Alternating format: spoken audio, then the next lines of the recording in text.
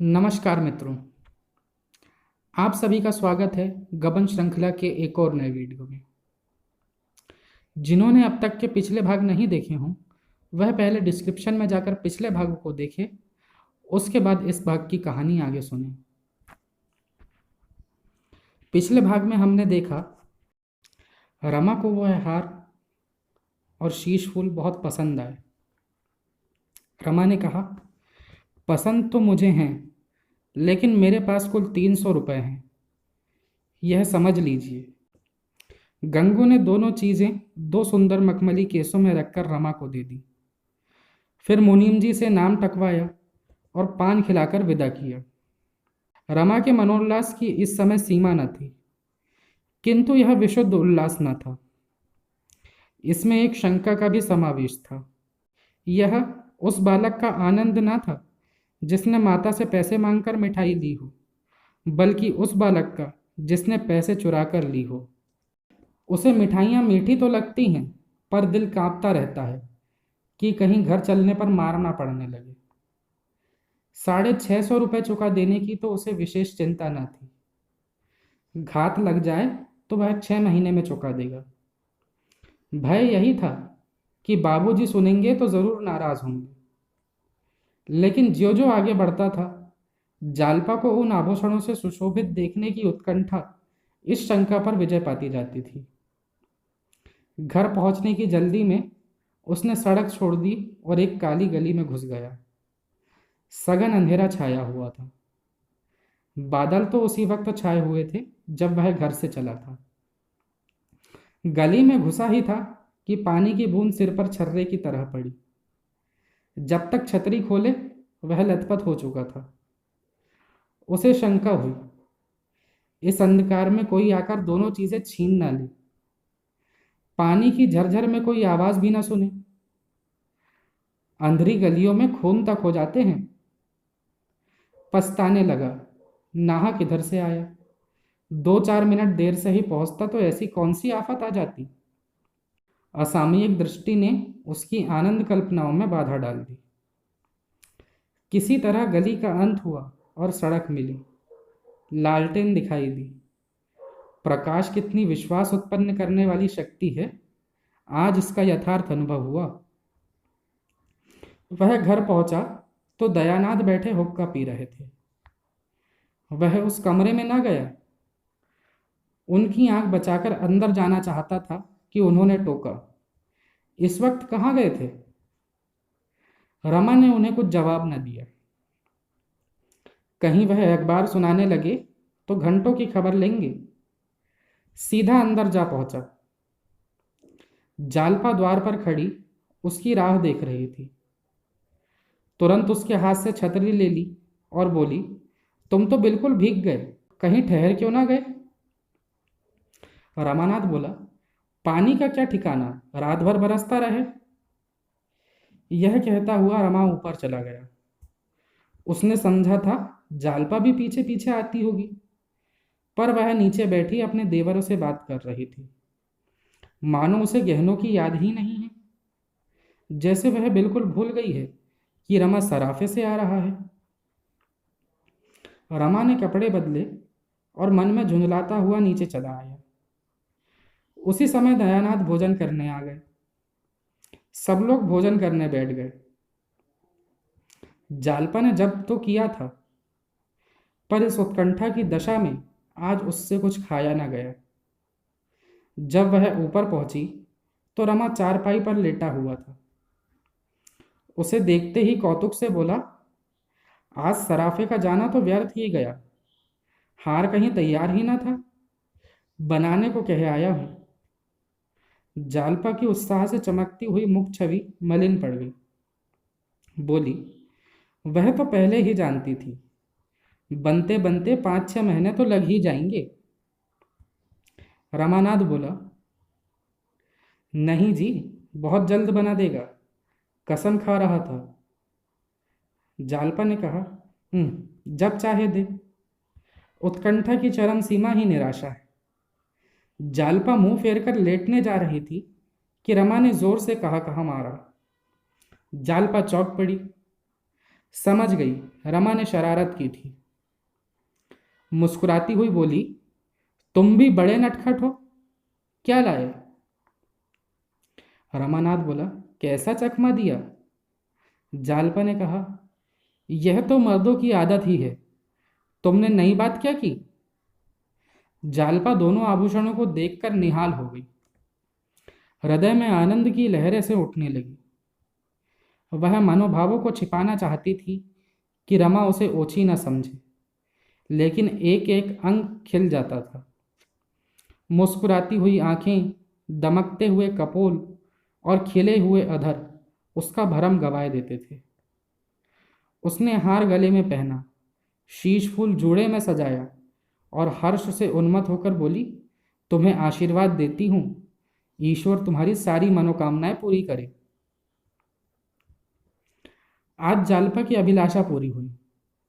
जो बचपन ही से उसकी कल्पनाओं का एक स्वप्न, उसकी आशाओं की क्रीड़ा स्थल बनी हुई थी, आज उसकी वह साध पूरी हो गई। यदि मानकी यहाँ होती तो वह सबसे पहले यह हार उसे दिखाती और कहती, तुम्हारा हार तुम्हें मुबारक हो। रमा पर घड़ों नशा चढ़ा हुआ था। आज उसे अपना जीवन सफल जान पड़ा। अपने जीवन में आज पहली बार उसे विजय का आनंद प्राप्त हुआ। जालपा ने पूछा, जाकर अम्मा जी को दिखा आऊं? रमा ने नम्रता से कहा, अम्मा को क्या दिखाने जाओगी? ऐसी कौन सी बड़ी चीजें हैं? जालपा बोली, अब मैं तुमसे साल भर तक और किसी चीज के लिए ना कहूंगी। इसके रुपए देकर ही मेरे मन का बोझ हल्का होगा। रमा गर्व से बोला, रुपए की क्या चिंता है, ही कितने? जालपा ने कहा, जरा अम्मा जी को दिखाऊं, देखे क्या कहती है। रमानाथ बोला, मगर ये ना कहना उधार लाए हैं। जालपा इस तरह दौड़ी हुई नीचे गई मानो उसे वहां कोई निधि मिल जाएगी। आधी रात बीत चुकी थी। रमा आनंद की नींद सो रहा था। जालपा ने छत पर आकर एक बार आकाश की ओर देखा। निर्मल चांदनी छिटकी हुई थी। वह कार्तिक की चांदनी जिसमें संगीत की शांति है, शांति का माधुर्य और माधुर्य का उन्माद। जालपा के कमरे में आकर अपनी संदूकची खोली और उसमें से वह कांच का चंद्रहार निकाला जिसे एक दिन पहनकर उसने अपने को धन्य माना था। पर अब इस नए चंद्रहार के सामने उसकी चमक उसी भांति मंद पड़ गई थी जैसे इस निर्मल चंद्र ज्योति के सामने तारों का आलोक। उसने उस नकली हार को तोड़ डाला और उसके दानों को नीचे गली में फेंक दिया, उसी भांति जैसे पूजन समाप्त हो जाने के बाद कोई उपासक मिट्टी की मूर्तियों को जल में विसर्जित कर देता है। उस दिन से जालपा के पति स्नेह में सेवा भाव का उदय हुआ। वह स्नान करने जाता तो उसे अपनी धोती चुनी मिलती, आले पर तेल और साबुन भी रखा हुआ पाता। जब दफ्तर जाने लगता तो जालपा उसके कपड़े लाकर सामने रख देती। पहले पान मांगने पर मिलते थे, अब जबरदस्ती खिलाए जाते थे। जालपा उसका रुख देखा करती, उसे कुछ कहने की जरूरत न थी। यहाँ तक कि जब वह भोजन करने बैठता तो वह पंखा झला करती। पहले वह बड़ी अनिच्छा से भोजन बनाने जाती थी और उस पर भी बेगार सी टालती थी। अब बड़े प्रेम से रसोई में जाती है।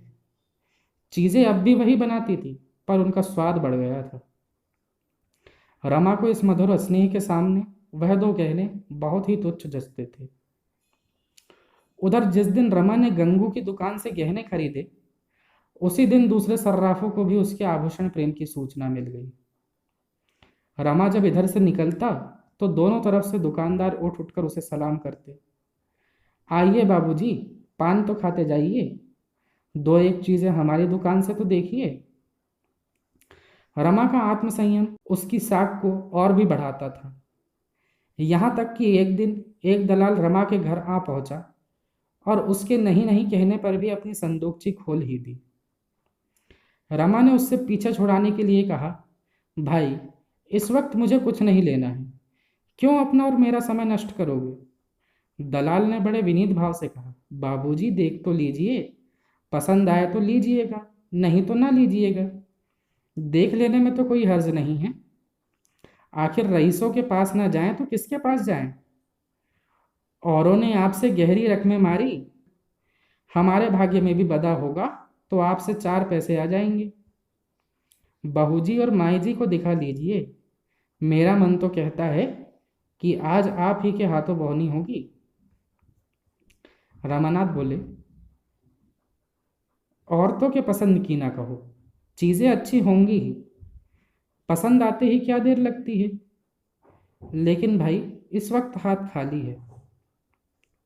दलाल हंसकर बोला, बाबूजी बस ऐसी बात कह देते हैं कि वाह, आपका हुक्म हो जाए तो 1500 आपके ऊपर निछावर कर दे। हम लोग आदमी का मिजाज देखते हैं बाबूजी, भगवान ने चाहा तो आज मैं सौदा करके ही उठूंगा। दलाल ने संदूकची से 2 चीजें निकाली। एक तो नए फैशन का जड़ाऊ कंगन था और दूसरा कानों का रिंग। दोनों ही चीजें अपूर्व थी, ऐसी चमक थी मानो दीपक जल रहा हो। 10 बजे थे, दयानाथ दफ्तर आ चुके थे। वह भी भोजन करने जा रहा था। समय बिल्कुल न था, लेकिन इन दोनों चीजों को देखकर उसे किसी बात की सुध ही न रही। दोनों केस लिए हुए घर में आया। उसके हाथ में केस देखते ही दोनों स्त्रियां टूट पड़ी और उन चीजों को निकाल निकाल कर देखने लगी। उनकी चमक दमक ने उन्हें ऐसा मोहित कर लिया कि गुण दोष की विवेचना करने की उनमें शक्ति ही ना रही। रामेश्वरी बोली, आजकल की चीजों के सामने तो पुरानी चीजें कुछ जचती ही नहीं। जालपा ने कहा, मुझे तो पुरानी चीजों को देखकर कै आने लगती है। न जाने उन दिनों औरतें कैसे पहनती थी। रमा ने मुस्कुराकर कहा, तो दोनों चीजें पसंद है ना? जालपा बोली, पसंद क्यों नहीं है, अम्मा जी तुम ले लो। रामेश्वरी ने अपनी मनोव्यथा छिपाने के लिए सिर झुका लिया। जिसका सारा जीवन गृहस्थी की चिंताओं में कट गया, वह आज के स्वप्न में भी इन गहनों को पहनने की आशा कर सकती थी? आह, उस दुखिया के जीवन की कोई साध ही ना पूरी हुई। पति की आय की कभी इतनी ना हुई। बाल बच्चों के पालन पोषण के उपरांत कुछ बचता। जब से घर की स्वामिनी हुई, तभी से मानो उसकी तपश्चर्या का आरंभ हुआ और सारी लालसाएं एक एक करके धूल में मिल गई। उसने उन आभूषणों की ओर से आंखें हटा ली। उनमें इतना आकर्षण था कि उनकी ओर ताकते हुए वह डरती थी, कहीं उसकी विरक्ति का पर्दा न खुल जाए। बोली, मैं जाकर क्या करूंगी बेटी? मेरी पहनने ओढ़ने के दिन तो निकल गए। कौन लाया है बेटा, क्या दाम है इनके? रमानाथ बोला, एक सर्राफ दिखाने लाया है। अभी दाम आम नहीं पूछे, मगर ऊंचे दाम होंगे। लेना तो था ही नहीं, दाम पूछकर क्या करता? जालपा बोली, लेना ही नहीं था तो यहां लाए क्यों? जालपा ने यह शब्द इतने आवेश में आकर कहे कि रमा खिसिया गया। उसमें इतनी उत्तेजना, इतना तिरस्कार भरा हुआ था, इन गहनों को लौटा ले जाने की उनकी हिम्मत ही ना पड़ी। बोला, तो ले लूं? जालपा ने कहा, अम्मा लेने की नहीं कहती तो लेकर क्या करोगे, क्या मुफ्त में दे रहा है? रमानाथ बोला, समझ लो मुफ्त ही मिलते हैं। जालपा ने कहा, सुनती हो अम्मा जी इनकी बातें? आप जाकर लौटा आइए। जब हाथ में रुपए होंगे तो बहुत गहने मिलेंगे। रामेश्वरी ने मुहस्सक स्वर में कहा, रुपए अभी तो नहीं मांगता। जालपा बोली, उधार भी देगा तो सूद तो लगा ही लेगा। रमानाथ ने कहा, तो क्या लौटा दूं? एक बात चटपट तय कर डालो, लेना हो तो ले लो, ना लेना हो तो लौटा दो। मोह और दुविधा में ना पड़ो। जालपा को यह स्पष्ट बातचीत इस समय बहुत कठोर लगी। रमा के मुंह से उसे ऐसी आशा न थी। इनकार करना उसका काम था। रमा को लेने के लिए आग्रह करना चाहिए था। रामेश्वरी की ओर लालायित नेत्रों से देखकर बोली, लौटा दो। रात दिन के तकाजे कौन सहेगा। वह केसों में बंद करने ही वाली थी कि रामेश्वरी ने कंगन उठाकर पहन लिया, मानो एक क्षण भर पहनने से ही उसकी साध पूरी हो जाएगी। फिर मन में इस ओछेपन पर लज्जित होकर वह उसे उतारना ही चाहती थी कि रमा ने कहा, अब तुमने पहन लिया है अम्मा, तो पहने रहो, मैं तुम्हें भेंट करता हूँ। रामेश्वरी की आंखें सजल हो गई। जो लालसा आज तक न पूरी हो सकी, वह आज रमा की मात्र भक्ति से पूरी हो रही थी। लेकिन क्या वह अपने प्रिय पुत्र पर ऋण का इतना भारी बोझ रख देगी।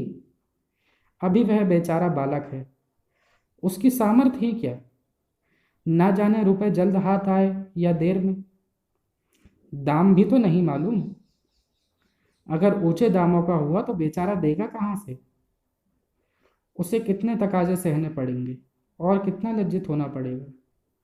कातर स्वर में बोली, नहीं बेटा, मैंने यूं ही पहन लिया, ले जाओ, लौटा दो। माता का उदास मुख देखकर रमा का हृदय मात्र प्रेम से हिल उठा। क्या ऋण के भय से वह अपनी त्याग मूर्ति माता की इतनी सेवा भी नहीं कर सकेगा। माता के प्रति उसका कुछ कर्तव्य भी तो है। बोला, रुपए बहुत मिल जाएंगे अम्मा, तुम इसकी चिंता मत करो।